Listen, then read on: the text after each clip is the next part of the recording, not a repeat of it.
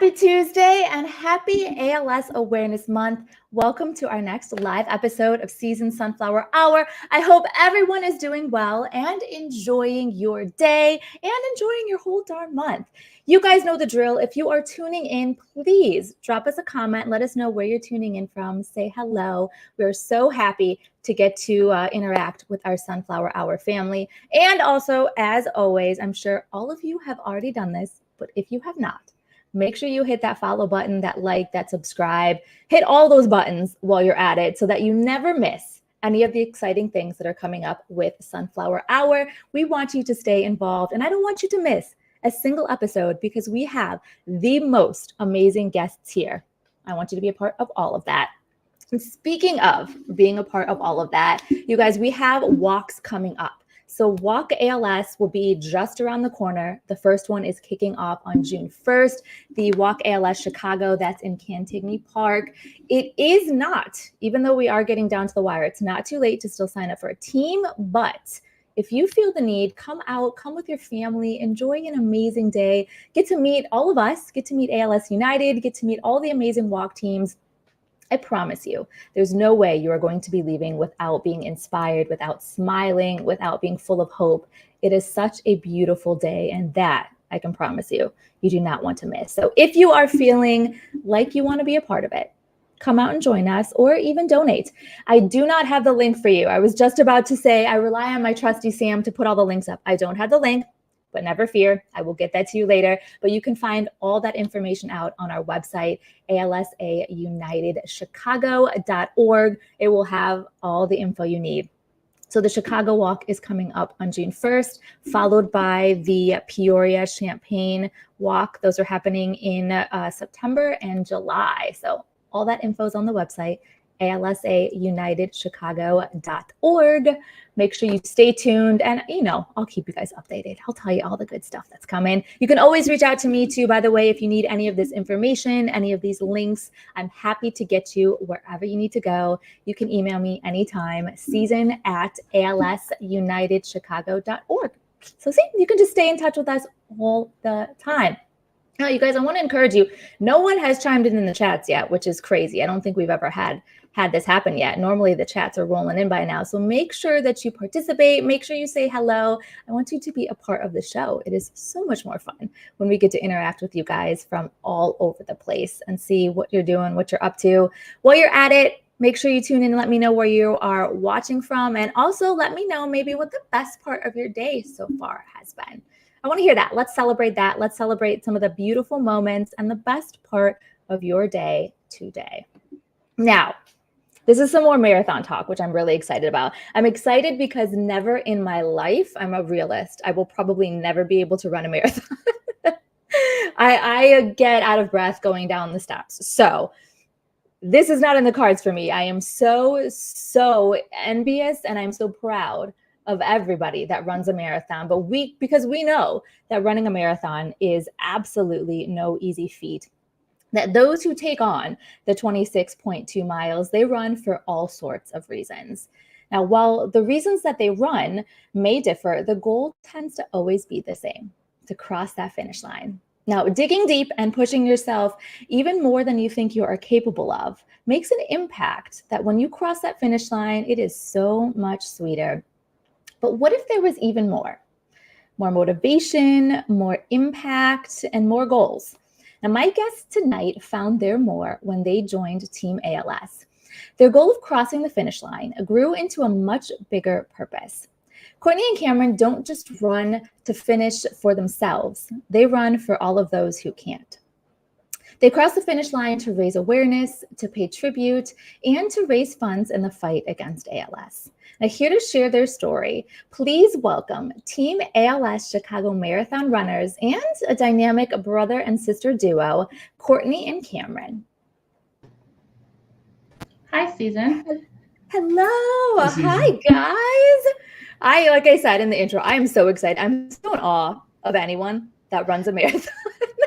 My hat's off to you a million times. So I cannot wait to talk about this. But you guys are actually joining us. So you're not in Illinois. You guys are joining us from Denver, right? From Colorado?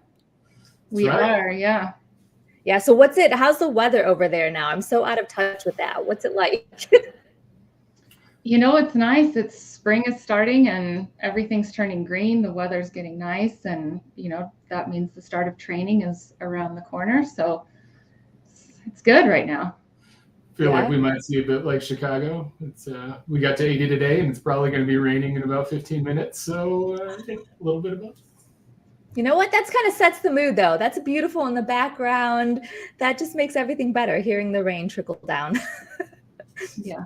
I'm right there with you because it's about to rain any minute in Bali. So we can share that rain together. Well, okay. So for those that are watching from Illinois, if anyone's going to travel to Colorado, what would you two say is sort of a must see? Is there anything that people should be adding to their Colorado visit bucket list? I think I would say the top must do for people visiting is seeing a concert at Red Rocks. I think it's a one of a kind experience to see a concert in that venue, in that natural outdoor rock formation. It's really a one of a kind place to see a show. Cool. It sure is, but even beyond that, you go to the show and go hike it earlier in the day. Colorado being such an outdoor state, the trails around Red Rocks are incredible. Hike it, go for a run if you're so inclined. But Red Rocks is awesome, and it is great to see it both daytime. I think there's usually morning yoga on Saturdays in the bleachers, and shows all the time. It's fantastic.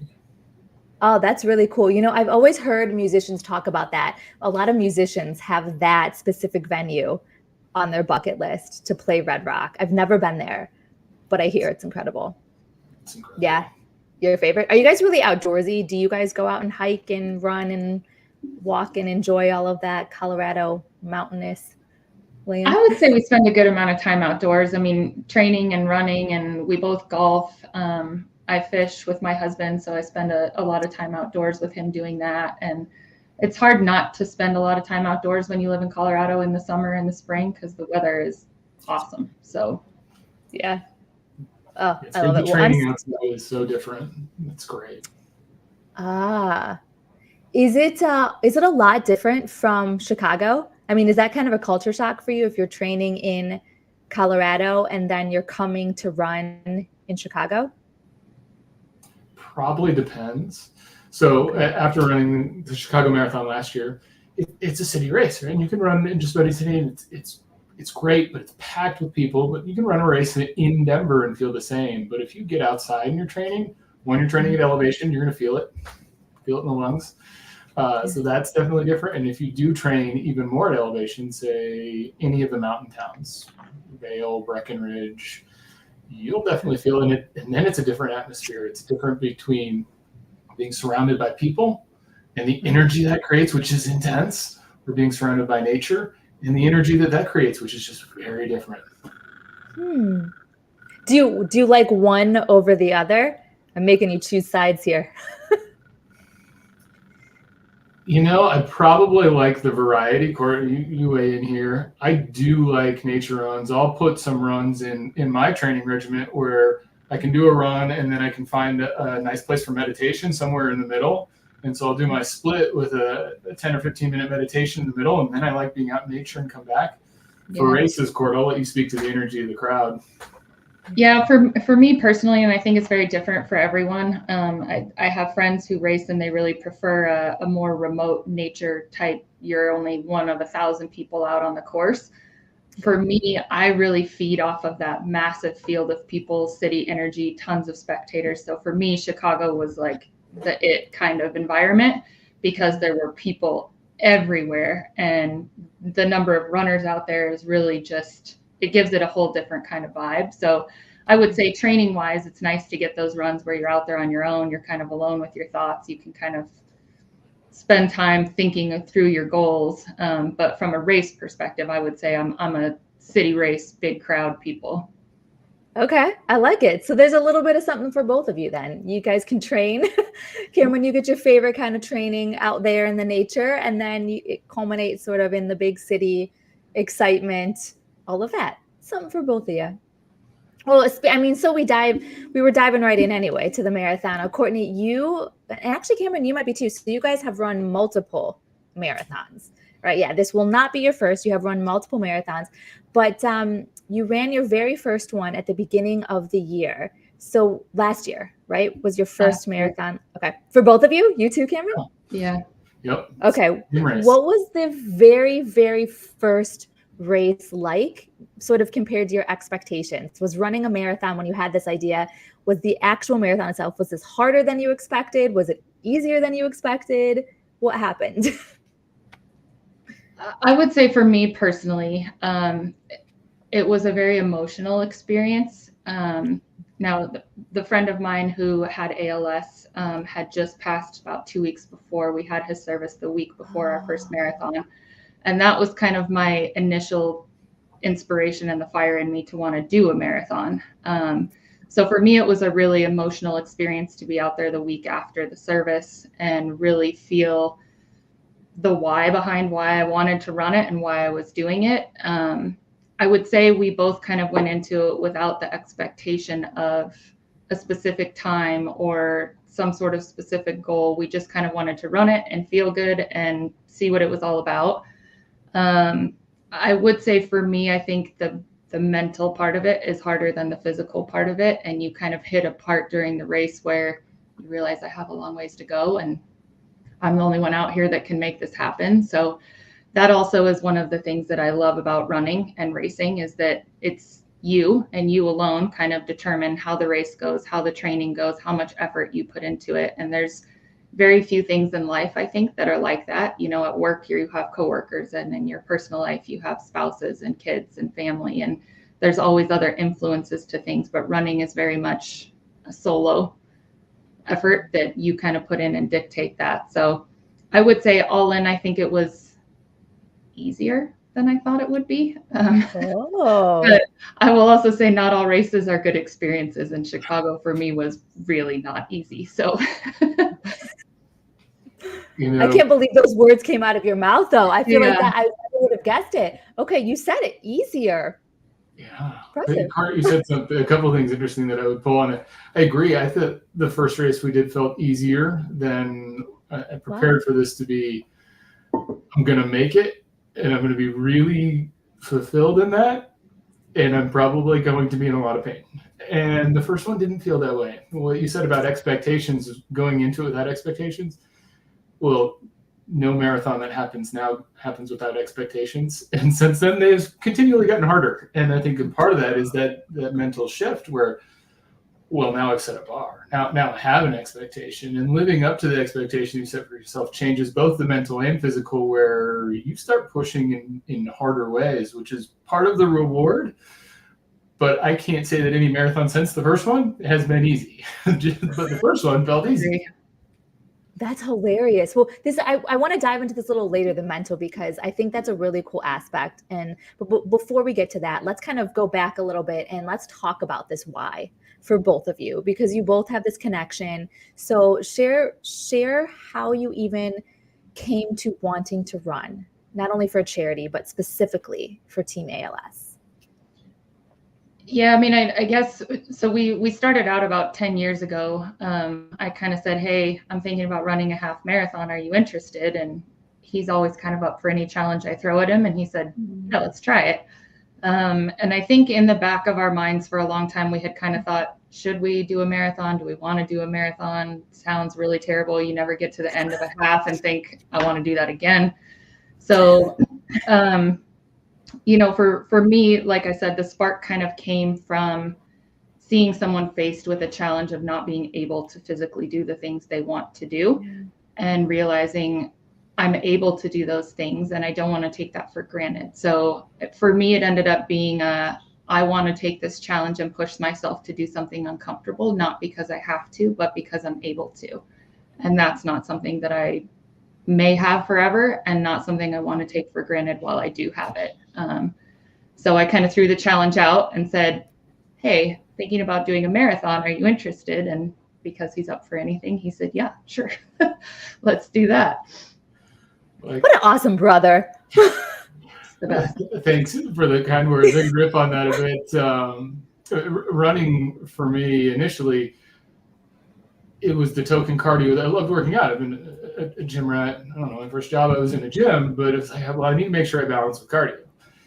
But then when Court really started to get into running, the idea of sharing something you enjoy with someone that you love made it really meaningful. And all of a sudden cardio had meaning, and running had meaning more than just I needed it for balance.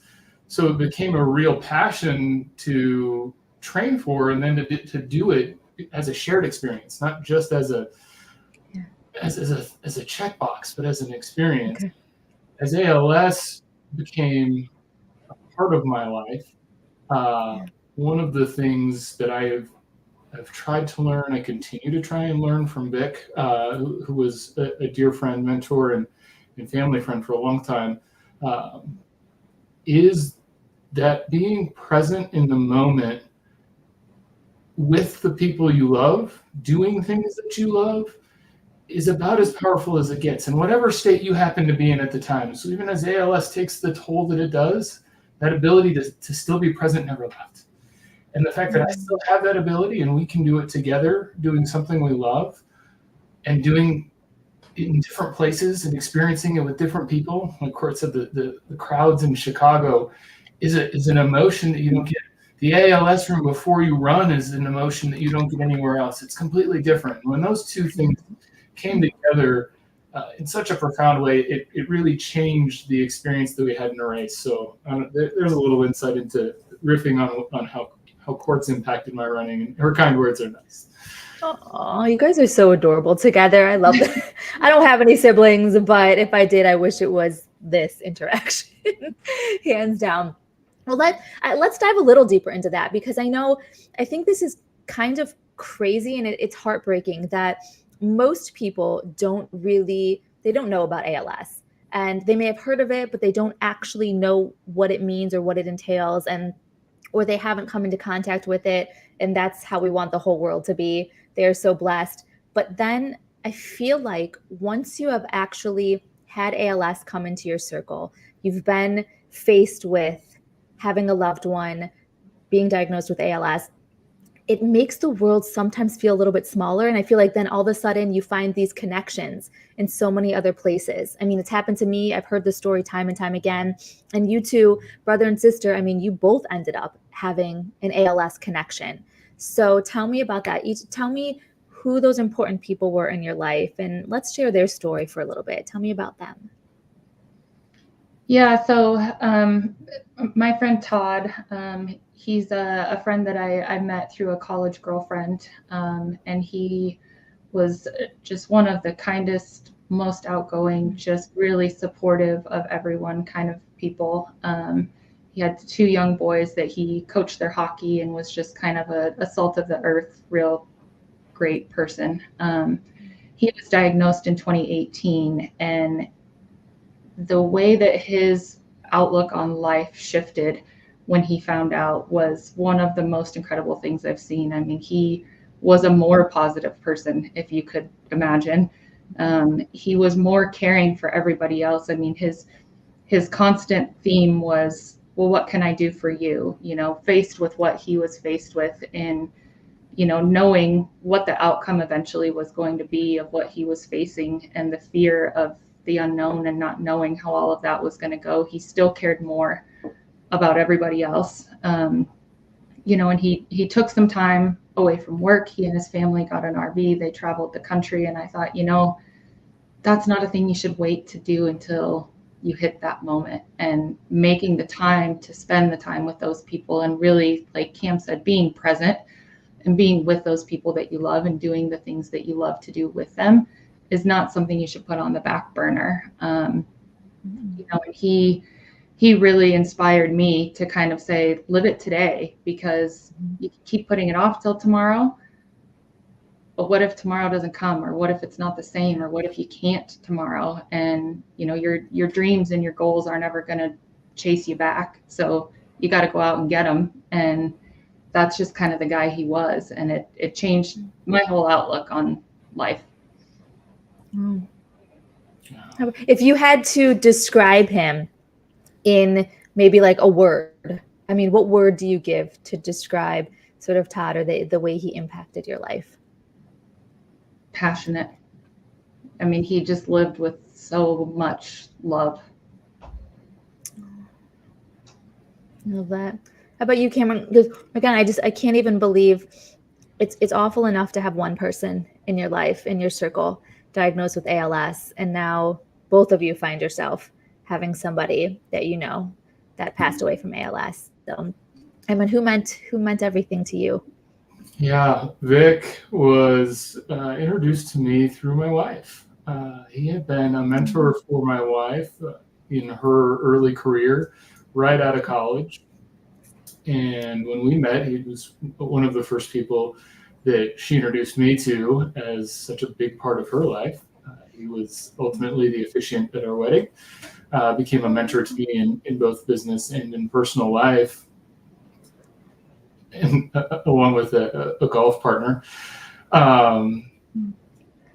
Court, some of the things that you said just ring so true for what I experienced with Vic as he battled. And it's the love grew, the patience grew, the presence grew. So it was never, he never let it feel like a struggle for anyone else. He was always there to be present and would not ever want to forego an opportunity to be with someone and know that those moments are precious. And they were precious for him, but they were precious for us. And he was as ever present then as whether it was the physical started to deteriorate and you could see the mental was there, but the exhaustion came with it. You could still feel it. You could still feel the energy. You could still feel the love to be there, the love to be with people, the love to be around the people that he cared deeply about and just share time. So even if that time couldn't be the same things you did before, it was still time together, and it never got less precious, but it certainly helped me to have a deeper grounding in the importance of that. Corey, you talked about the live for the now. You get to right now, you don't know if you get to tomorrow. The 1 foot in the past, 1 foot in the future leaves no time for the present. The present's the only time that's guaranteed, and living that with him and seeing how much he was able to embody that with joy through such difficulty continues to be an inspiration. And regardless of your religion or spirituality, I still feel him. I don't feel that that's gone. I still feel that energy. And there are times running or golfing where I'll see something and I'll know and I'll feel that's, thanks. And I'll have a quick word or a quick moment, I'll share a quick story. I was running a race actually in Vegas, and it's Hoover Dam to Lake Mead to Hoover Dam, but it's mostly trail. It's not in the city, and there's a rock formation on the side. And I was running through, it might have been mile 8.5 marathon, and there's a bighorn sheep, or actually it was a mountain goat sitting up on the top just watching the race go by. And in that moment, it was just one of those, I feel your presence, right? I feel you here through nature, through this, whether it's true or not, but it still continues to touch me. So I don't feel like I've lost that. He's still a presence, but knowing that I can share that with others, and that's the thing that stays with me. I love that. Do you still feel that too, Courtney? Have you felt those moments where you just, Todd's there looking out for you? I do, yeah. And so when we ran the first marathon in Nashville, like I said, that was a really emotional experience for me. And I had kind of a moment at the end. We raced most of the race together, I would say through mile 22 or 20 something, we were together. And then Cam kind of went ahead and I said, you do your thing. I'm okay back here. And I had a moment where I was feeling hot. I was kind of struggling. I was just the last several miles felt like a lot. And I turned around the corner and it was a warm day, a sunny day. There was no breeze. And I turned this corner and I got kind of this cool breeze that just kind of came right through my face and right through my body and just kind of cooled me down. And I had to okay, I feel you. I got this. I'm going to make it to the end. And then when I got to the end, I looked down at the medal that they gave us and it had angel wings on it.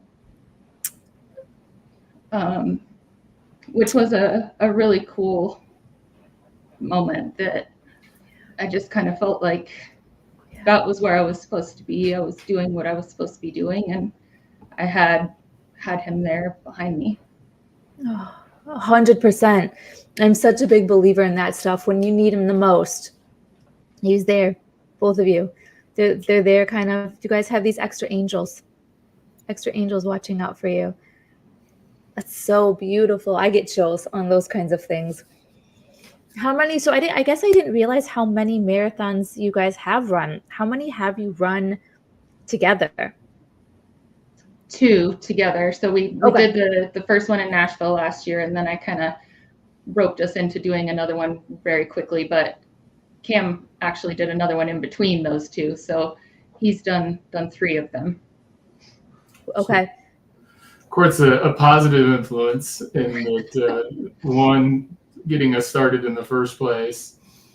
And so a couple of weeks after our first race, Pink Speed says, well, how do you feel about Chicago? How do you feel about running with ALS? And when that really resonated, I recognized, well, it's time to start training. And so there was a marathon in Colorado 2 weeks out. So I signed up. It hurt. It was she was in Mexico, and I wish that I had been with her rather than wishing she had been with me, because my experience was not as good. You know what? Bless your little heart for going for it. Oh my gosh. That's okay. I'm pretty sure Vic was there getting you through that one too, because yeah, I needed some lift on that one. That was tough. Ooh, well, Courtney, you told me something really cool that I remember from when we were chatting. That right before you ran the first marathon for TeamALS, I believe it was the ALS marathon. You got to see. Did you get to talk to Todd? Was it before that one? Or yeah. It was a little bit before that. So it was January of that year. I was down visiting them, and I had actually signed up for a half marathon while I was down there. Okay. That's kind of what we do. We like to do them in different states when we're visiting. And so they happened to have one that weekend. I had run it before, and we went down to visit, and we were staying with them. And before the race that morning, he kind of looked at me and he said, get out there and give them hell. And sorry, that still gets me every time. During that race, I would say I definitely felt it. And that has kind of become a mantra for me, not just in racing, but in life. And I actually had a bracelet made that I originally wore when I was just racing that says, give them hell. And now I wear it all the time. And it's just kind of every time I lace up, but every time I kind of walk into a day or a tough situation, I have that kind of in the back of my head of give them your 100% when you walk in there, and you're still here and you're still doing it. So give it your all, and go out there and give them hell every time. And I'm very good friends with his wife, and she kind of, every time I race, she kind of sends that to me ahead of time and says, go out there and give them hell. And so it's turned into a race mantra, and I would say a lifestyle mantra for me, of just kind of the way that I think about, day-to-day setbacks or things that you might think like, well, that's not great, or that didn't go the way I wanted, or this is not a good situation. But reframing that to I'm still here, I'm still doing it, I'm still lucky that I get to be doing it, and go out there and give it your best is just kind of a lifestyle that he left me with. And you didn't know that was going to be the last time that you got to see him, but that was what a moment, what a last moment to get to stay with you. And I mean, did he knew that you were running these marathons? I mean, I'm sure it meant so much, but did you know what it meant to him that you were doing this in his honor? I think he was very humbled by it, honestly, that to think that somebody would be doing something in his honor. That I really think, kind of like Cam said, he just felt like, I'm just another person, and I'm here to do things for other people as much as they are for me. So for somebody to want to do something like that, to honor the way that I live, I think he was very humbled and appreciative of that.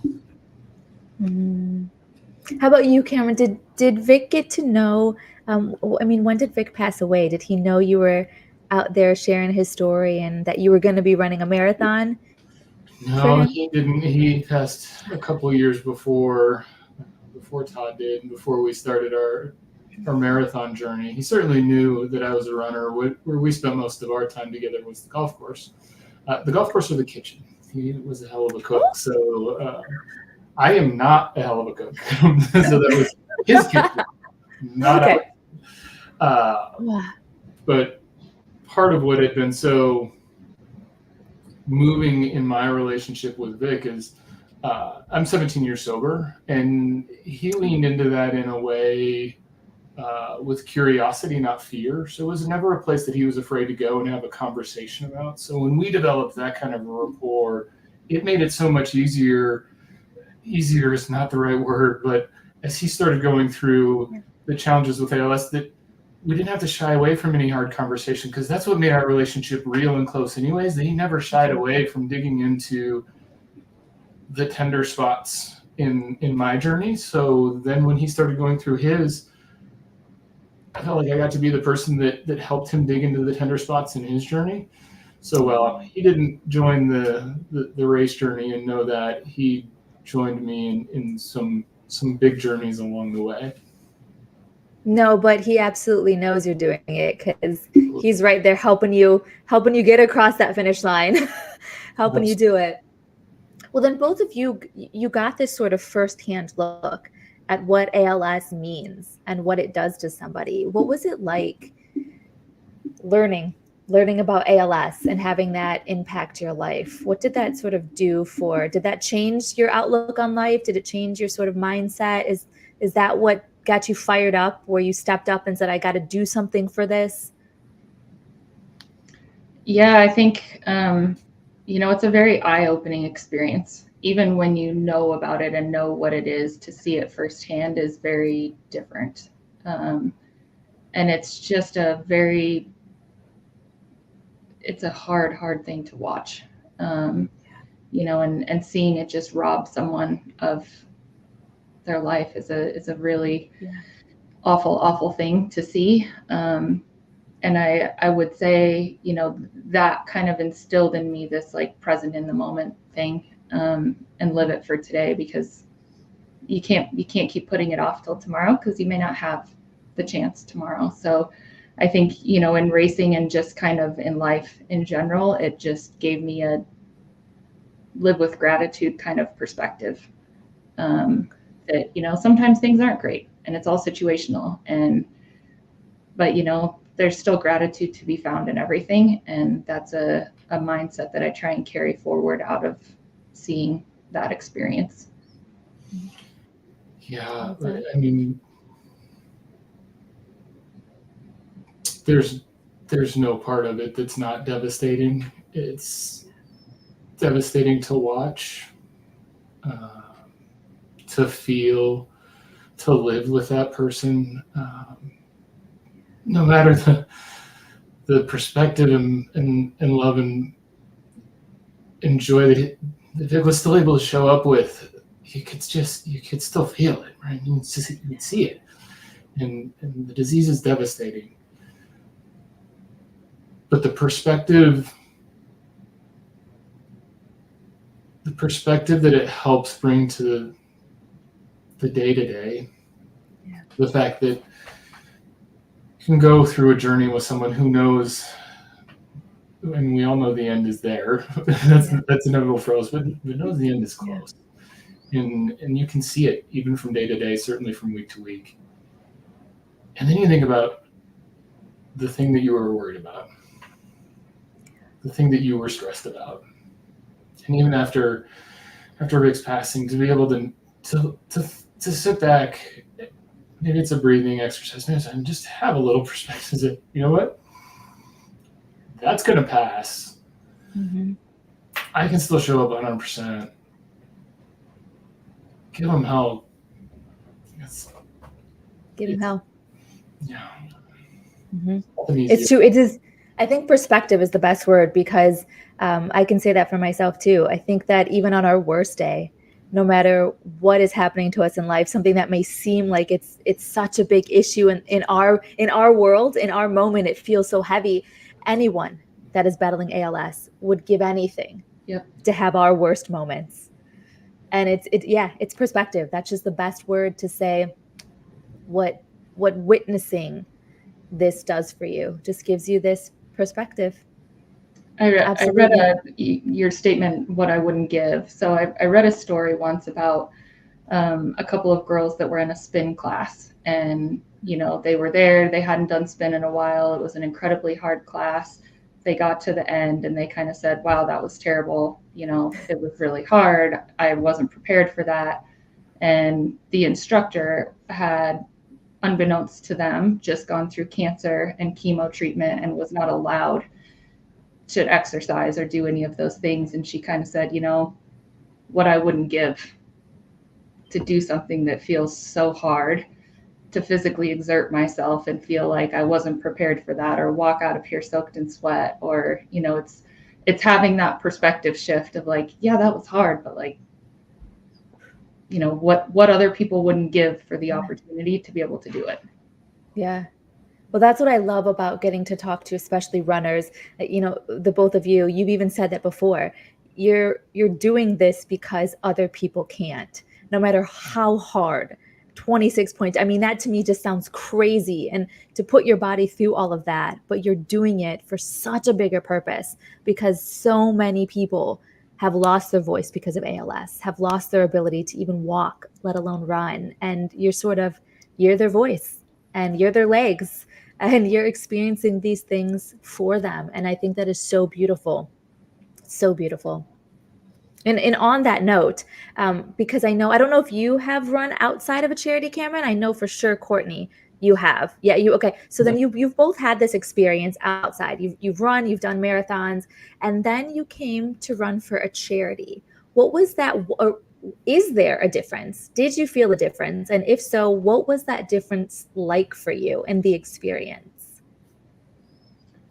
I would say it was definitely different. For me personally, I think when I went into the first marathon and the half marathons before that, there was a lot of focus and pressure on the race, on the actual day, and showing up and performing and racing a certain way on that day. And if it didn't go great, it didn't feel good. And I would walk away from it feeling disappointment. Running for charity made the whole experience bigger than my personal goals. It was fundraising. It was a whole team of people that were out there doing this for someone else. It was support of ALS cheer stations along the course, knowing I can make it to the next one. There's people there supporting me. And it really allowed me to find joy in the journey of training rather than just putting all the pressure on the race day. And I did not have a good race. It was really painful. It was not, I would not say it was easier than I expected. It was really challenging. But when I crossed that finish line, there was not a second I felt disappointment. I felt so proud, and I felt like I had accomplished something not just for me, but for such a bigger purpose. And I really was so proud of all that I had put into the training, the fundraising, the time into it, and raising awareness, because a lot of the people that I talked to about fundraising didn't have that awareness. So it was so much bigger than me that it allowed me to feel so proud of what went into it, despite the fact that the race didn't go the way I hoped it would. Yeah. And what happened? Because I think you had an injury, right? You were dealing with. I did. Yeah. I had a couple injuries throughout training. And I had a back injury that flared up on me a couple days before the race. So I kind of said, let's go out there. Let's still go for the goal. I put an icy hot patch on, taped up my side, and said, let's just do this thing and see what happens. And I felt decent through about 20 miles. And then my back gave out, my legs gave out. The whole thing from like my back down was just in this massive spasm. And there wasn't ever really a moment where I thought I'm not going to finish it, because it wasn't for me. I was out there for something so much bigger, and I thought, well, this is going to take forever, but I'm going to get to the end, and I'm just going to kind of shuffle my way there, and it'll be fine. So it was kind of a run, walk, stand for a minute till I can find my legs again experience. And in that moment, I kind of had my time goal's gone. I'm out here doing this for a purpose, for something bigger than me, but what else could I get out of this to make me feel proud about what I'm doing? And there were a lot of people out there struggling. And I saw a guy that I had passed who was really clearly struggling. And I kind of stopped and I walked back to him and I said, if I can do this, you can do this. And he said, but it's so hard. And I said, yeah, but we've done 20 miles of hard. We got 6 to go. We can make it to the end. Let's just do it together. And so we kind of started jogging together, and there were moments he was better than I was and moments that I was better than he was. And ultimately my legs kind of just said, I need a minute. And he said, I'm okay. And I said, then you just keep going. Like, don't stop now. And, you know, that's the cool thing about running. It is a very individual sport, but you're not alone out there. I mean, there are tons of people going through what you're going through, and people are so supportive in the running community. I mean, you got people out there you don't know, patting you on the back, giving you high fives. And for me, that experience of the crowd, I always run with headphones. I took a headphone out, and to hear the people that you don't even know yelling and cheering for you and telling you you're going to make it is a very unique and cool experience to have when you're out there and you don't know any of these people, but they're all rooting for you and everybody wants you to make it. And, you know, age and race and politics and all of that falls away, and people are just out there supporting people. And that's a really cool experience. I have a feeling Camron would have carried you. He would have dragged you across that finish line if it came to that. Again, just hats off. I don't even know what to say to that other than just my absolute awe is with both of you. But for going through that and still pushing through despite your back and your legs and all the things going on, amazing. Thank you. Absolutely amazing. Camron, what was it like for you to witness? We'll go back to the original question. I'm getting sidetracked because I just love talking to you. What was it like for you to witness your sister do that feat and push through all of that and know all the things she had going on, and then see her get to cross that finish line? Did you get to see her cross the finish line, and what was that like for you? I did. Maybe not the exact finish line. You were encouraged not to stand in front of the finish line. But so you go down as little as you have to, but as far as you need to, and wait still in the race corrals. I'll tell you, it never ceases to amaze watching her finish races. This is not the first race where she's overcome injury, training challenges, and to battle through it is. I can never get to a place where I expect it. I'd be shocked if it didn't happen, but I know that it's a huge thing to overcome, and it's different. It's weird. It's always something different. And the litany of things that it was this race, I knew that would make it hard. But to see her come across the line, and to be there together, to be in Chicago together, to be there for a greater purpose together, I don't know if there's a feeling that I can compare it to. It's exhaustion, but it's joy, it's pride, it's relief, and a little bit of pain. But it's Courtney never cease to amaze. You guys are the best. But what do you? I'm gonna try to get this up. People love you. I don't know if you've been seeing the comments come through, Courtney. They're praising you on your determination. I love that. People are thanking you both for sharing your story. And this one, you two are strong and loving. I would absolutely agree to that. Well, it's a huge help to have each other out there. I mean, to have the support of running together for however long during the race we actually run together is a game changer. And knowing he's at the end and I'm going to make it, and, you know, I've got his support and he's rooting for me. It makes it a really different experience. Yeah. Well, before we get too far past the other question, because I do want to know your experience with that, Camron, what was it like for you running a race sort of like Courtney was saying, like for yourself, and then compared to running a race for a charity, for ALS? It is completely different, and so admittedly, this is one of the places. Again, Court, thanks for the push. I didn't know how I would feel about it, and admittedly, there are still times where I don't know how I feel about it. And here's what I mean by that.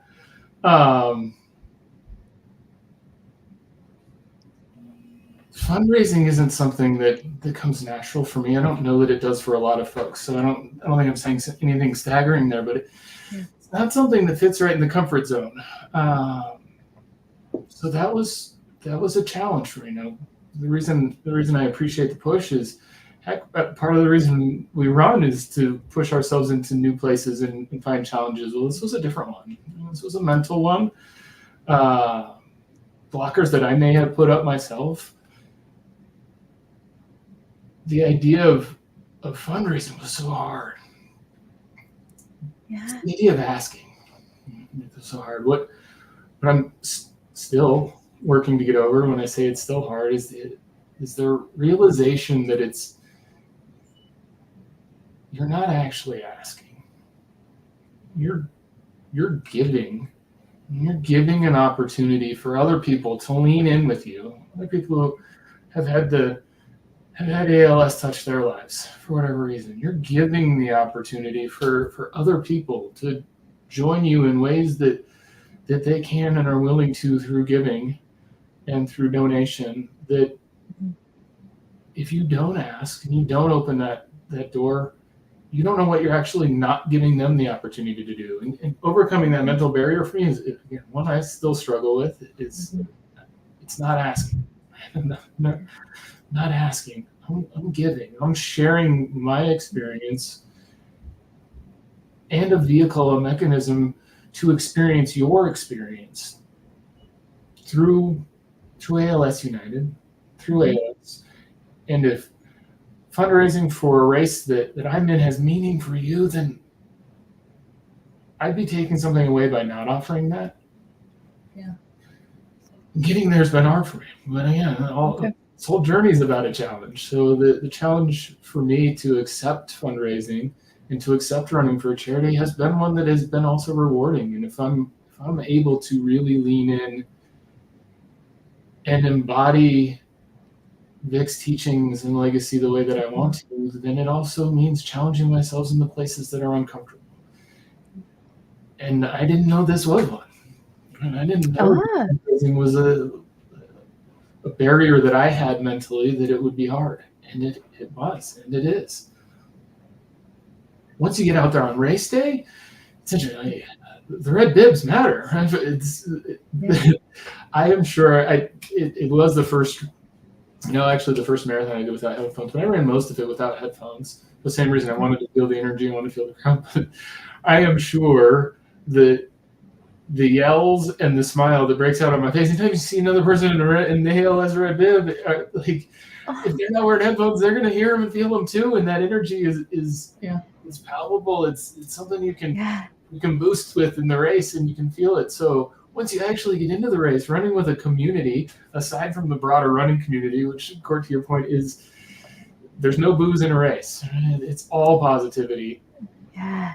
You see the ALS community out there and the red bibs, and it's just an extra boost. You pass the stations and everybody's going crazy when the red bibs go by. It's a different experience. But I am grateful for the challenge that it helped me to push through, and thinking about how do I use this as an opportunity to let others give too, and not just bottle it up. Was that the scariest part for you, running a marathon? Because for me, the idea of 26.2 miles is terrifying. But was the fundraising aspect the scariest part for you? For me, it was. Yeah. Was it for you, Courtney? It was incredibly intimidating. I would agree with what Cam said. It's not something I've ever done. I don't have kids, so I don't do fundraising for kids things. It's just not, it was a very unknown, uncomfortable territory for me. And I think we both went into it fully anticipating or okay with the idea that we might, or our immediate families might, fundraise the entire amount, because we didn't want to ask other people. And I would say at the end of the day, it ended up being the easiest part of the whole race.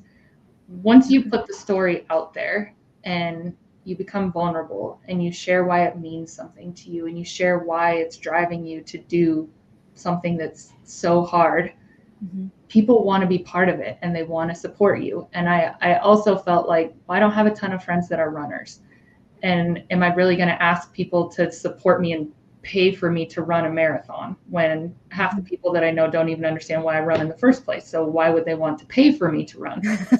And what I found in that experience is it was actually the non-runners who supported me the most in a, I don't want to get out there and run and do what you're doing. I admire that you're doing it, and I would love to support you on something that really means a lot to you. And I would say last year, it ended up being the easiest part. When we decided to do it again this year, I again had hesitation of like, I don't want to go back and ask people again because I already did this last year. And now it really feels uncomfortable to go back and say, do you want to support me again? And I was actually encouraged by someone I work with, and they said, we want to support you. This means something to you. People don't feel pressured to do it. They want to do it. And again, I was blown away by the immediate reaction of people to like, yes, I want to be part of this. Yes, I want to support you. And to Cam's point, like, let me be involved. And this is how I can be involved because I sure am not getting out there and running a marathon. So like, let me do it this way. And I can be part of something that means something to you. I love that. And I think this is a beautiful topic to touch on because you two aren't the only ones having this fear. I'm sure there's so many people that maybe have running a marathon on their bucket list, or they want to do this, or they're runners and they want to experience Chicago Marathon, but maybe that fundraising aspect is holding them back. So I love that you said it was the most scary to you, but it ended up being actually the easiest part. So I love that. I want to repeat that so that people really grasp that it is scary, it's intimidating. But once you open yourself up, you'd be surprised at how much people want to help you. So for anyone that might be watching or that might listen to this or hear this that is scared, what would you tell them if it's the fundraising aspect that is holding them back? Maybe what advice do you have for them, or what would you tell them about their fear for fundraising? I would throw out there that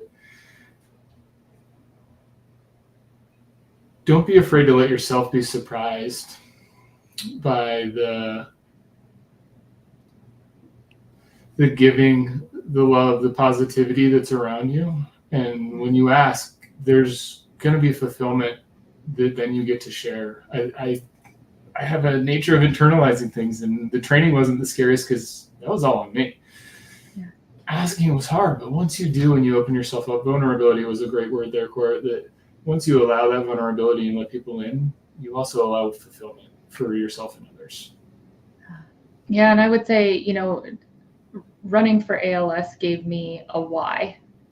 Running and racing, like doing it with my brother, getting that time together, sharing time, doing something I enjoy with someone I love was always a huge why. A marathon is a whole nother step, and you have to, at some point out there, have a like motivation fails, your body fails, like the things fail, have a why. Like, why are you out here? And, we're out there because we can and other people can't. Share that with people. Yeah. Ask them from a vulnerable place where you share your emotion and your why it means something to you, and you will be shocked by how quick people will respond and want to support you. Beautifully said. And Camron, I love that what you said earlier. I hadn't thought of it that way, but it's a beautiful way to think about it, that you're giving other people, you're not asking them for something, you're giving them the opportunity to do something that makes a difference. And that, to me, that's a beautiful way to look at this situation, because that's exactly what it is. And everybody, every dollar, it all matters. And we had a guest on the show before, and he made this beautiful comment that you never know what dollar is going to be the one to push us over the edge.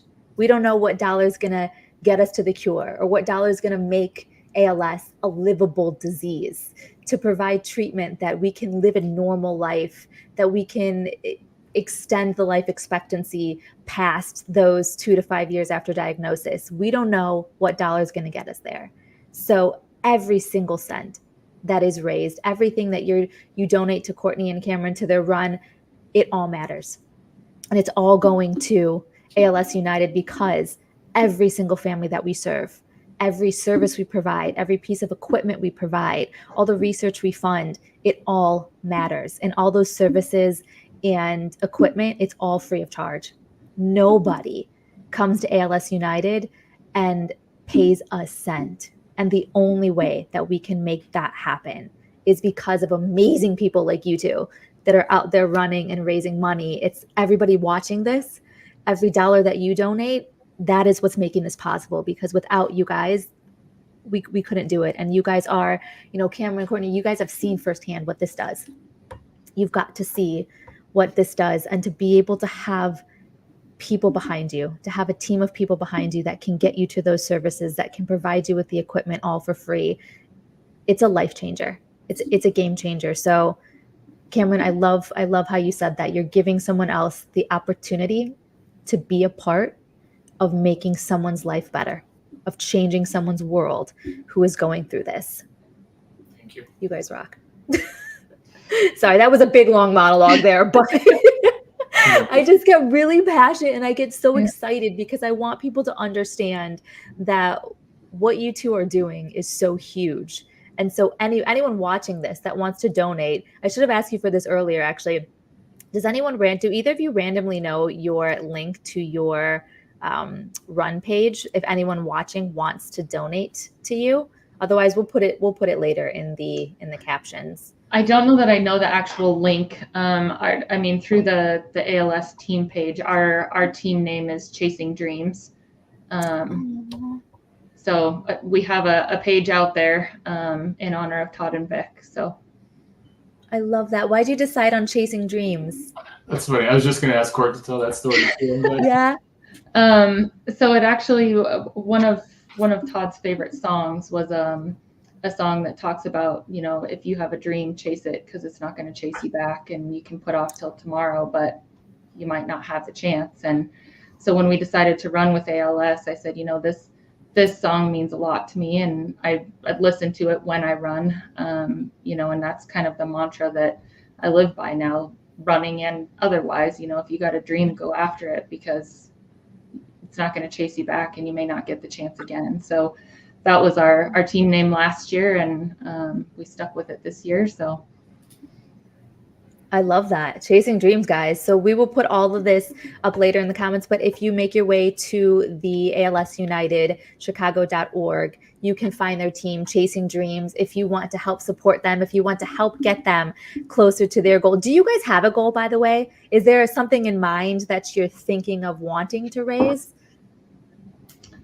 I think I always think small because I still find fundraising intimidating. I would love to surpass what we did last year. And I think last year we raised $3,500 or $4,000 between the two of us, and we came late into the game. So I would love to do more than that since we're starting early, but I always shoot small and am surprised at the end because it is still intimidating. I love it. Do you feel the same, Camron, or do you have a number secretly in your head that you're striving for? I don't. I feel much the same. Okay. Yeah, much the same. I don't think I have anything different in my mind. Okay. Well, I have all the faith in the world that you guys are going to do this. So if anyone watching wants to donate, make sure you find that. Make sure you find their team, support them, and hey, if you're in the Chicago area, come out, or take a road trip, come out to Chicago and stand on the sidelines. Because you guys said it means everything to you, right? You feel that, you feel the energy, you hear every cheer, you hear people screaming your name. Yeah, it's an experience like no other, really. The entire race course is packed with people, and it's a very cool experience to have complete strangers just out there rooting for you. I love it. Did you, Camron, sorry, I got doggies pounding on my door trying to come in. They're excited. They're feeling the energy and they want to be a part of your team. Is this the link? Did you send me the link for your guys' I think so. page? I tried to join the comments, but I don't know. It didn't go through. But in the private chat, okay. I got you. I got you right here. So I posted that link up in the comment section for anyone that is interested. It will take you straight to their team page if you do want to donate and be a part of their journey. You can even go there and read more about their stories, read more about their why and what gets them through those 26.2 miles at the Chicago Marathon. So remember, keep that link, bookmark it, and head over there if you want to be a part of their amazing team. I love this. I know we're almost done, but I do have a couple more things I want to talk to you guys about because you guys just have such great perspective. We addressed it a little bit earlier that I know the fundraising was very intimidating for both of you, which, I mean, you blew right past that. So let's check that off the list of accomplished. But what's another intimidating aspect we talked about is mental, right? That's a big part of running in general, but definitely a marathon. So I want to touch on that. What was that mental aspect like for you, and how did you get through it? What did you do to work through the mental? The mental is a huge part of it. I mean, I think when we set out to do this, initially I thought, well, the physical part is going to be really challenging too. But given enough time, you can get there. You can train it, but the mental muscle it's powerful, and it says some things to you out there that make you not think you're going to make it. And I would say it's still a work in process for me to work on that mental game while I'm out there. But I got to a point where it's make it to the next mile. By the time you're done thinking about how many more miles you have left to go, you're already a quarter of a mile into the next mile. So just keep making it to the next mile. It's not 26 miles, it's this mile, and then make it to the next mile. And kind of breaking it into digestible chunks for me really helps. Okay. So the mental side or the mind in general, in my experience, can be your greatest enemy and your best asset. And you can overthink the negatives, the pain. Similar to the ALS journey, you can focus on the negatives. In a race, you can focus on the pain, you can focus on the miles left, or you can focus on the next breath. Focus on the next mile. You can focus on the energy. Like the Chicago Marathon is 26-mile party. You can focus on the energy that's out there. Yeah. That person with ALS, you can focus on the energy that's in the room, not the energy that's going to be done, but the energy that was there. If you can lean into the positive side of what the mind can help you feel and experience, your body will also respond to that. Yeah. It's easier said than done. Yeah. But there's a lot of positive too. And if you lean into that presence, the party, the next breath, the 20 that you've already accomplished.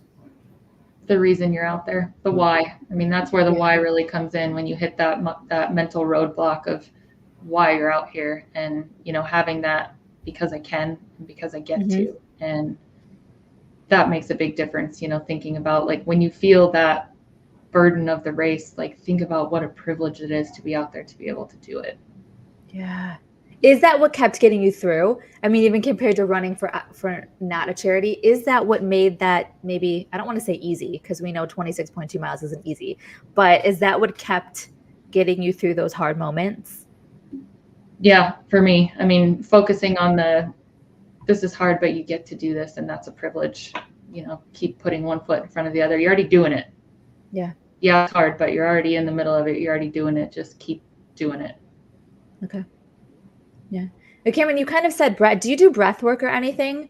You were mentioning the breath. Okay. So if you had to give someone advice, so someone who's running a marathon or just running in general, what is maybe something that they could do to help them really combat this mental aspect of running long distance and everything that does to your body? I think breath work's great. Yeah. So, I mean, you do breath work without running, just to get comfortable with your breath, meaning you could start with something like a 4-count box. Take 4 seconds in, hold for 4, exhale for 4, wait for 4, and do it. Do it 2 minutes, some number. So you can get comfortable with that. After you're comfortable with some type of a breathing routine, doing that while you're doing something stressful or you find yourself hitting a point of stress, work, running. So I'll do it in a race. If I feel or see my heart rate getting too high, I'll start doing breath work. And that'll bring my heart rate down. When my heart rate comes down, my stress will come down, then I can enjoy what's around again. Again, that could be work, that could be life, that could be a run. Yeah. But being able to recenter and bring the out of sync pieces of your body back into a normal rhythm, some of that just fades away. So yeah, the ability to tap back into a breath that you've already felt comfort in, it can help in so many scenarios. Certainly in a run, you hit those walls, but if you can then just regulate back in, you find your back. Were you using some of that, Courtney? Were you taking some of his breath work? I try to, yeah. He's definitely better at that than I am, but it's a work in progress. It's hard. I've tried it here because that's a very big thing here in Bali. I've gone to breath work events, and it's funny. People would think it's breathing. We do it. It should be natural. There's so many different ways. It is kind of hard. Yeah. It's hard and easy at the same time, if that makes sense. Yeah. It's easy to take for granted. It's hard to focus on. It's easy to say, well, I breathe all day. When you to actually slow down and you clear your brain from everything else, and you're actually just thinking about breathing, that's not that easy. Yeah. It's hard not to have everything else creep back in and to actually think about that breath. So meditation or breath work, but really focusing on it is not that easy. Yeah. So I can't even imagine trying to do that while you're running a marathon. I feel like that's a lot of distractions, but that's a master right there. So way to go. Seriously. Go ahead. Way to go. Thank you. Well, we all have, this is kind of a big question, but I'm interested to see sort of what it means to the two of you, because we all have moments in life, I think, that shape us. And we've talked a lot about this. And I know, Todd and Vic were so important, and that experience shaped you. But all of this as a whole, losing someone that you care about to ALS, having ALS come into your world and really getting a grasp of what that means, running a marathon, training, going through that whole training process, getting to run together, being a part of TeamALS. What do you think all of that has done? Has it shaped you as a person? And if it did, how do you think all of these experiences have come together and shaped you? Yeah, go ahead. I think it certainly has for me, but not in isolation. I mean, that is the journey that I've had in my life. Court, you mentioned gratitude earlier, and there was a point in my life where I hit an inflection point. And it could have either been the worst time in my life or the best thing that ever happened. And this is before ALS entered my life. And when I was able to use that experience and look back on it with gratitude, that had I not experienced that, I wouldn't have made the changes in my life that I needed in my life. Mm-hmm. And then moving forward, to be able to see and use the tough, hardest, most painful times in my life and understand, well, what's the inflection here? What's on the other side of this that's going to allow me to be a better me for me, a better me for the people that I love, the people around me, a better me for the people that I don't even know, but I interact with every day. What's going to allow me to use this experience in a positive way? And going through losing someone to ALS was certainly one of the most challenging. But how can I learn? How can I now take the positivity that I saw in the hardest times of life and embody that and carry that forward and be an ongoing conduit for positivity and energy, and not get sucked down the other path of grief and sorrow and loss? How can I take it and see this inflection point and use it and share it? Yeah. So for me, that's an ongoing journey. When I run into the hardest things, how I respond to them shapes who I am, and I can use them for positive for people around me or not. Is there something you call on in those moments that helps you when you're really feeling that challenge, when you're struggling with that, this is the moment, it's on me to choose how I deal with it? Do you call on something specific, or do you reach out and talk to Vic, or what gets you through those moments? I do. So before Vic had passed, and one of the earlier challenges that helped me gain different perspective in my life, I had lost someone that I went to high school with very young. I was in college at the time, and she passed. I talked to her a lot. Since Vic has passed from ALS, I now feel like I've got those two angels, or to use your angel wings. And yeah, when I am feeling something in life and I need to say it out loud, I need to have input and listening. Not because there aren't people, right? Not because I couldn't call Courtney and be like, I gotta talk. But it's different. And to have that presence, I absolutely still have those conversations. I mentioned earlier, even in a race, I saw nature speaking to me, and I'll say a few words and thanks and gratitude, and I feel you. And then there's the times where it's like, okay, now I need you, and here's what I'm dealing with. And just being able to say those things out loud, feel the presence, it makes a huge difference for me. So I absolutely do this. How about you, Courtney? How has all of this shaped you as maybe the person that you are now, or the person you're becoming? Yeah, I think it's really allowed me to live with that gratitude in a different way than I ever did before. We talked about having those moments where this isn't great, but it's just a moment, and I'm still here and I still get to do it. And there's something on the other side if I take the positive side of it and learn from it. And I kind of have a what now? Okay, something didn't go the way I wanted. Okay, what now? And how do I react to it? And how do I move forward from it? And, still finding the gratitude in those challenges has definitely changed the way I approach life. Well, someone posted, I love this and it's beautiful, so I want to read this. This is the beauty of Sunflower Hour, showcasing the amazing strength, love, and beauty that shines through all the heartache. Courtney and Camron are the most sincere and amazing people. Their courage is an inspiration. Appreciate that. You guys. And Peggy, I don't know if you've met Peggy. Have you guys interacted with Peggy, one of our care service? Court, she's incredible. She says the Chicago Marathon's a 26-mile party. It is. It's true. Love it. But I think that is one of the things I'm most excited about the show, that we get to highlight that. We get to meet incredible people like the two of you that are doing incredible things. And you have taken something so awful and so evil like ALS and losing people that you love and care about to ALS. And you have found a way to turn it into something really beautiful and really inspiring, and getting out there. And just, Courtney, like you said, a lot of the people that you reached out to and asked to support you in your run didn't know what ALS is. And now you have just opened them up to learning and spreading awareness. And what you two are doing is so absolutely incredible.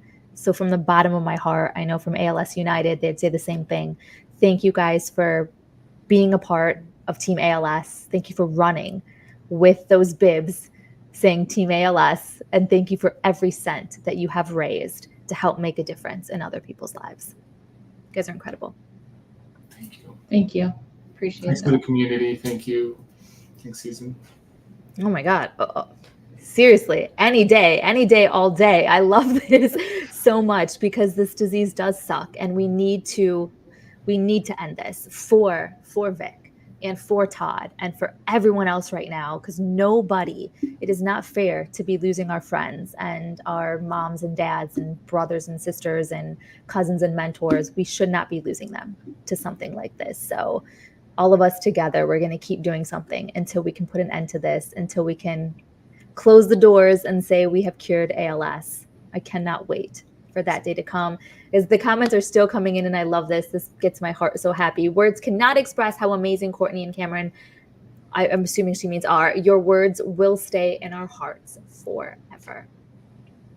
Thank you. So awesome. Well, we have this, I started sort of this new tradition here, and I want you to take a part in it. So as we're ending the show, is there something that, I have a feeling I know what both of you are going to say, but something that would be meaningful to Todd and to Vic, something we can challenge all of our viewers that are watching or anyone that's going to listen to this, a little challenge we can give them to do in their honor, in the honor of the two people that impacted your lives and brought you to ALS United. What can we do to honor them?